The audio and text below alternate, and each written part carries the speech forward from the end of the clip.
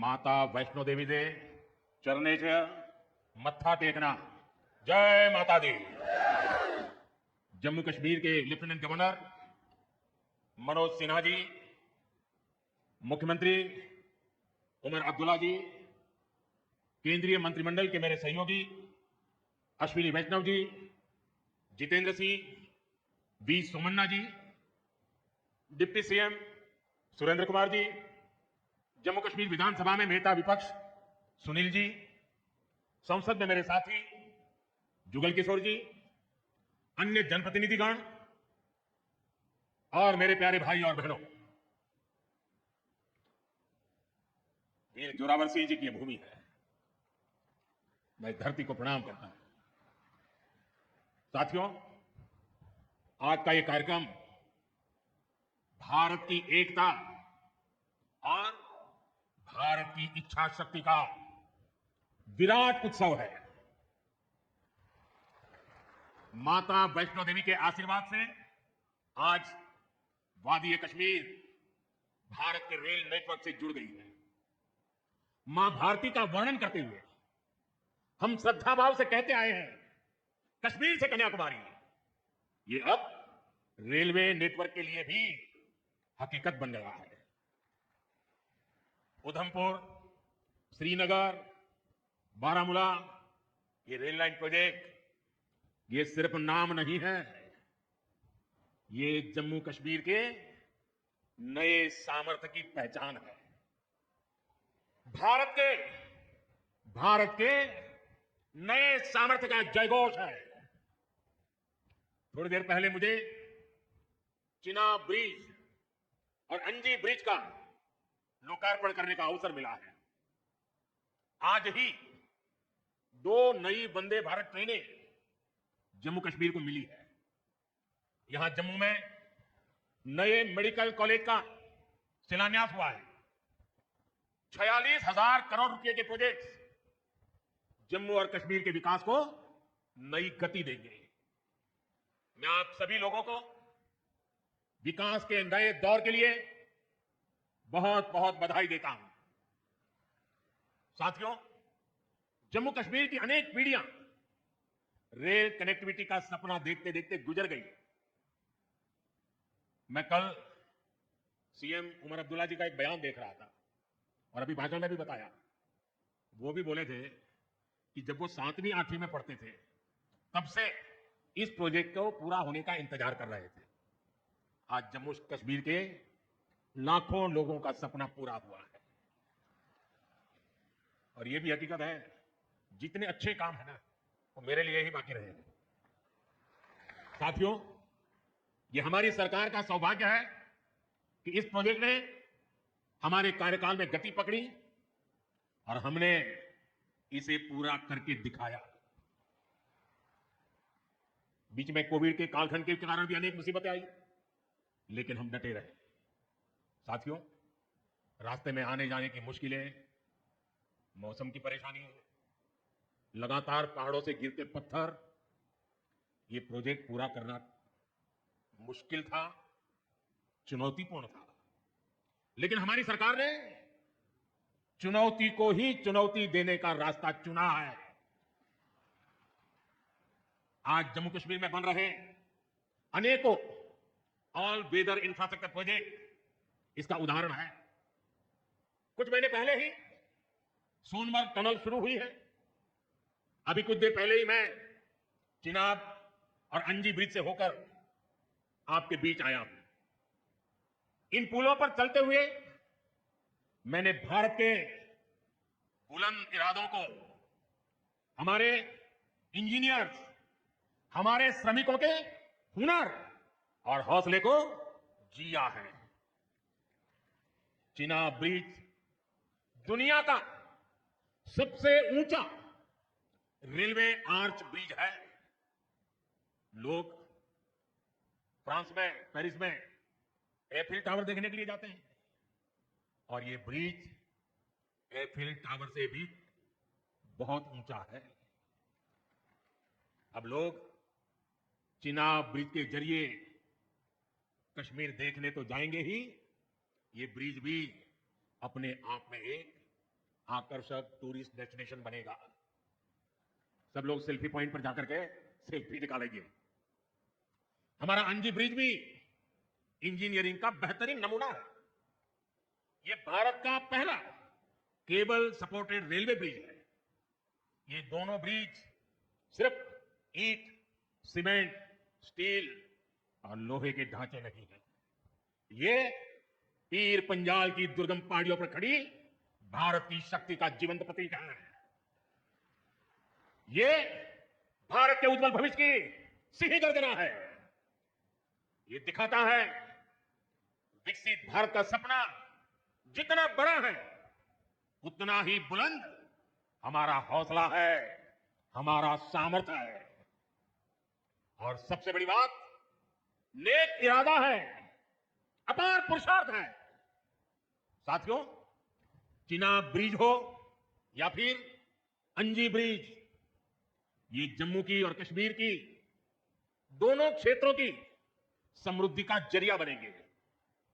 इससे टूरिज्म तो बढ़ेगा ही, इकोनॉमी के दूसरे सेक्टर्स को भी लाभ होगा। जम्मू और कश्मीर की रेल कनेक्टिविटी दोनों क्षेत्रों के कारोबारियों के लिए नए अवसर बनाएगी। इससे यहां की इंडस्ट्री को गति मिलेगी। अब कश्मीर के सेब कम लागत में देश के बड़े बाजारों तक पहुंच पाएंगे और समय पर पहुंच पाएंगे। सूखे मेवे हो या पश्मीना शॉल, यहां का हस्तशिल्प अब आसानी से देश के किसी भी हिस्से तक पहुंच पाएगा।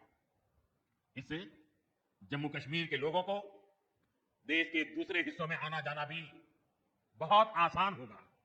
साथियों, मैं यहां संगलदान के एक स्टूडेंट का अखबार में कमेंट पढ़ रहा था। उस स्टूडेंट ने कहा कि उसके गांव के उन्हीं लोगों ने अब तक ट्रेन नहीं देखी थी जो गांव से बाहर गए थे। गांव के ज्यादातर लोगों ने ट्रेन का सिर्फ वीडियो ही देखा था।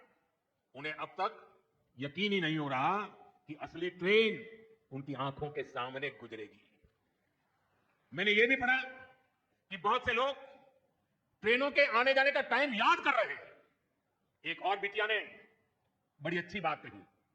उस बिटिया ने कहा, अब मौसम तय नहीं करेगा कि रास्ते खुलेंगे या बंद रहेंगे। अभी नई ट्रेन सेवा हर मौसम में लोगों की मदद करती रहेगी। साथियों, जम्मू कश्मीर मां भारती का मुकुट है। यह मुकुट एक से बढ़कर एक खूबसूरत रत्नों से जड़ा हुआ है। ये अलग अलग रत्न जम्मू कश्मीर का सामर्थ्य है। यहां की पुरातन संस्कृति, यहां के संस्कार, यहां की आध्यात्मिक चेतना, प्रकृति का सौंदर्य, यहां की जड़ी बूटियों का संसार, फलों और फूलों का विस्तार, यहां के युवाओं में, आप लोगों में जो टैलेंट है वो मुकुट मणि की तरह चमकता है। साथियों, आप भली भांति जानते हैं, मैं दशकों से जम्मू और कश्मीर आता जाता रहा। इंटीरियर इलाकों में मुझे जाने का, रहने का अवसर मिला है। मैंने इस सामर्थ्य को लगातार देखा है, महसूस किया है, और इसलिए मैं पूरे समर्पण भाव के साथ जम्मू कश्मीर के विकास में जुटा हूं। साथियों, जम्मू कश्मीर भारत की शिक्षा और संस्कृति का गौरव रहा है। आज भारत दुनिया के बड़े नॉलेज हब में से एक हमारा जम्मू कश्मीर बन रहा है। तो इसमें जम्मू कश्मीर की भागीदारी भी भविष्य में भी बढ़ने वाली है। यहां आईआईटी, आईआईएम, एम्स और नीट जैसे संस्थान हैं। जम्मू और श्रीनगर में सेंट्रल यूनिवर्सिटीज हैं। जम्मू और कश्मीर में रिसर्च इकोसिस्टम का भी विस्तार हो रहा है। साथियों, यहां पढ़ाई के साथ साथ दवाई के लिए भी अभूतपूर्व काम हो रहा है। बीते कुछ सालों में ही 2 स्टेट लेवल के कैंसर संस्थान बने हैं। पिछले 5 वर्षों में यहां 7 नए मेडिकल कॉलेज शुरू किए गए। आप भी जानते हैं, जब मेडिकल कॉलेज खुलता है तो उसे मरीजों के साथ ही उस क्षेत्र के युवाओं को भी सबसे ज्यादा फायदा मिलता है। जम्मू कश्मीर में अब एमबीबीएस की सीटों की संख्या 500 से बढ़कर 1300 तक पहुंच गई है। मुझे खुशी है कि अब रियासी जिले को भी नया मेडिकल कॉलेज मिलने जा रहा है। Shri Mata Vaishno Devi institute of medical excellence, ये आधुनिक अस्पताल तो है, ये दान पुण्य की दान पुण्य करने की हमारी जो संस्कृति है उसका भी उदाहरण है। इस मेडिकल कॉलेज को बनाने में जो राशि लगी है उसके लिए भारत के कोने कोने से माता वैष्णो देवी के चरणों में आने वाले लोगों ने दान दिया हुआ है। मैं श्री माता वैष्णो देवी साइन बोर्ड को, उनके अध्यक्ष मनोज जी को इस पवित्र कार्य के लिए बहुत बहुत शुभकामनाएं देता हूं। इस अस्पताल की क्षमता भी 300 बेड से बढ़कर 500 बेड की जा रही है। कटरा में माता वैष्णो देवी के दर्शन करने आने वाले लोगों को भी इससे बहुत सहूलियत रहने वाली है। साथियों, केंद्र में भाजपा एनडीए की सरकार को अब 11 साल हो रहे हैं। ये 11 साल गरीब कल्याण के नाम समर्पित रहे हैं। प्रधानमंत्री आवास योजना से 4 करोड़ गरीबों का पक्के घर का सपना पूरा हुआ है। उज्ज्वला योजना से 10 करोड़ रसोइयों, उसमें धुएं का अंत हुआ है। हमारी बहनों को, बेटियों को उनकी सेहत की रक्षा हुई है। आयुष्मान भारत योजना से 50 करोड़ गरीबों को 5 लाख रुपए तक का मुफ्त इलाज मिला है। प्रधानमंत्री गरीब कल्याण अन्न योजना से हर थाली में भरपेट अनाज सुनिश्चित हुआ है। जनधन योजना से पहली बार 50 करोड़ से ज्यादा गरीबों के लिए बैंक का दरवाजा खुला है।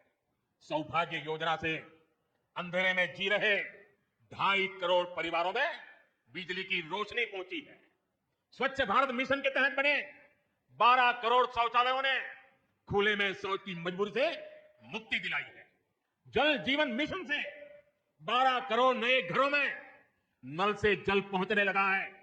महिलाओं का जीवन आसान हुआ है। पीएम किसान सम्मान निधि से 10 करोड़ छोटे किसानों को सीधी आर्थिक सहायता मिली है। साथियों, सरकार के ऐसे अनेक प्रयासों से पिछले 11 साल में 25 करोड़ से ज्यादा गरीबों ने गरीबी को, हमारे ही गरीब भाई बहनों ने गरीबी के खिलाफ जंग लड़ा और 25 करोड़ गरीब गरीबी को परास्त कर करके विजयी होकर के गरीबी से बाहर निकले हैं। अब वो नए मध्यम वर्ग का हिस्सा बनेंगे। जो लोग अपने आप को समाज व्यवस्था के एक्सपर्ट मानते हैं, बड़े खेरखा मानते हैं, जो लोग अगड़े पिछड़े की राजनीति में डूबे रहते हैं, जो लोग दलितों के नाम पर राजनीतिक रोटियां सेकते रहे हैं, जरा जिन योजनाओं का मैंने सिर्फ उल्लेख किया है उसकी तरफ नजर कर लीजिए। कौन लोग हैं जिनको ये सुविधाएं मिली हैं? वो कौन लोग हैं जो आजादी के 7 दशक तक इन प्राथमिक सुविधाओं से वंचित रहे थे? ये मेरे दलित भाई बहन है, ये मेरे आदिवासी भाई बहन है, ये मेरे पिछड़े भाई बहन है, ये पहाड़ों पर गुजारा करने वाले, ये जंगलों में बसने वाले, झुग्गी झोपड़ी में जिंदगी पूरी करने वाले, ये वो परिवार है जिनके लिए मोदी ने अपने 11 साल खपा दिए। केंद्र सरकार का प्रयास है कि गरीबों को, नए मध्यम वर्ग को ज्यादा से ज्यादा ताकत दे। 1 रैंक 1 पेंशन हो, 12 लाख रुपए तक की सैलरी को टैक्स फ्री करना हो, घर खरीदने के लिए आर्थिक सहायता देना हो, सस्ती हवाई यात्रा के लिए मदद देनी हो, हर तरह से सरकार गरीब और मध्यम वर्ग के साथ कंधे से कंधा मिलाकर चल रही है। साथियों, गरीबों को गरीबी से मुक्ति पाने के लिए उनका मदद करना, लेकिन ईमानदारी से जीने वाले, देश के लिए समय समय पर टैक्स देने वाले मध्यम वर्ग की ताकत बढ़ाना, इसके लिए भी आजादी में पहली बार इतना काम हुआ है जो हमने करके दिखाया है। साथियों, हम अपने यहां नौजवानों के लिए लगातार रोजगार के नए अवसर बढ़ा रहे हैं और इसका एक अहम जरिया है टूरिज्म। टूरिज्म से रोजगार मिलता है, टूरिज्म लोगों को जोड़ता है, लेकिन दुर्भाग्य से हमारे पड़ोस का देश मानवता का विरोधी, मेलजोल का विरोधी। 22 अप्रैल को पहलगाम में जो कुछ हुआ वो इसी का उदाहरण है। पाकिस्तान ने पहलगाम में इंसानियत और कश्मीरियत दोनों पर वार किया। उसका इरादा भारत में दंगे कराने का था। उसका इरादा कश्मीर के मेहनतकश लोगों की कमाई को रोकना था। इसलिए पाकिस्तान ने टूरिस्ट पर हमला किया। वो टूरिज्म जो बीते 4-5 साल में लगातार बढ़ रहा था, हर साल यहां रिकॉर्ड संख्या में टूरिस्ट आ रहे थे, जिस टूरिज्म से जम्मू कश्मीर के गरीबों के घर चलते हैं, उसको पाकिस्तान ने निशाना बनाया। कोई घोड़े चलाने वाला, कोई पोर्टर, कोई गाइड, कोई गेस्ट हाउस वाला, कोई दुकान ढाबा चलाने वाला, पाकिस्तान की साजिश इन सबको तबाह करने की थी। आतंकियों को चुनौती देने वाला नौजवान आदिल, वो भी तो वहां मेहनत मजदूरी करने गया था, लेकिन अपने परिवार की देखरेख कर सके इसलिए मेहनत कर रहा था। आतंकियों ने उस आदिल को भी मार दिया। साथियों, पाकिस्तान की साजिश के खिलाफ जिस प्रकार जम्मू कश्मीर के लोग उठ खड़े हुए हैं, जम्मू कश्मीर के आवाम ने इस बार जो ताकत दिखाई है, ये सिर्फ पाकिस्तान नहीं, दुनिया भर की आतंकवादी मानसिकता को जम्मू कश्मीर के लोगों ने कड़ा संदेश दिया है। जम्मू कश्मीर का नौजवान अब आतंकवाद को मुंह तोड़ जवाब देने का मन बना चुका है। ये वो आतंकवाद है जिसने घाटी में स्कूल जलाए, और सिर्फ स्कूल यानी इमारत नहीं जलाई थी, 2-2 पीढ़ी का भविष्य जला दिया था। अस्पताल तबाह किए, जिसने कई पीढ़ियों को बर्बाद किया। यहां जनता अपनी पसंद के नुमाइंदे चुन सके, यहां चुनाव हो सके, ये भी आतंकवाद के चलते बड़ी चुनौती बन गया था। साथियों, वर्षों तक आतंक सहने के बाद जैसे जम्मू कश्मीर ने इतनी बर्बादी देखी थी कि जम्मू कश्मीर के लोगों ने सपने देखना ही छोड़ दिया था, आतंकवाद को ही अपना भाग्य मान लिया था। जम्मू कश्मीर को इस स्थिति से निकालना जरूरी था, और हमने ये करके दिखाया है। आज जम्मू कश्मीर का नौजवान नए सपने भी देख रहा है और उन्हें पूरे भी कर रहा है। अब कश्मीर का नौजवान बाजारों को, शॉपिंग मॉल्स को, सिनेमा हॉल को गुलजार देख करके खुश है। यहां के लोग जम्मू कश्मीर को फिर से फिल्मों की शूटिंग का प्रमुख केंद्र बनते देखना चाहते हैं, इस क्षेत्र को स्पोर्ट्स का हब बनते देखना चाहते हैं। यही भाव हमने अभी माता खीर भवानी के मेले में भी देखा है। जिस तरह हजारों लोग माता के दर पर पहुंचे, वो नए जम्मू कश्मीर की तस्वीर दिखाता है। अब 3 तारीख से अमरनाथ यात्रा भी शुरू होने वाली है। ईद की उमंग भी हम चारों तरफ देख रहे हैं। विकास का जो वातावरण जम्मू कश्मीर में बना था, वो पहलगाम के हमले से डिगने वाला नहीं है। जम्मू कश्मीर के आप सभी लोगों को और आप सबसे नरेंद्र मोदी का वायदा है, मैं यहां विकास को रुकने नहीं दूंगा। यहां के नौजवानों को सपने पूरा करने से कोई भी बाधा अगर रुकावट बनती है, तो उस बाधा को पहले मोदी का सामना करना पड़ेगा। साथियों, आज 6 जून है। याद कीजिए, 1 महीने पहले, ठीक 1 महीने पहले 6 मई की वो रात पाकिस्तान के आतंकियों पर कयामत बरसी थी।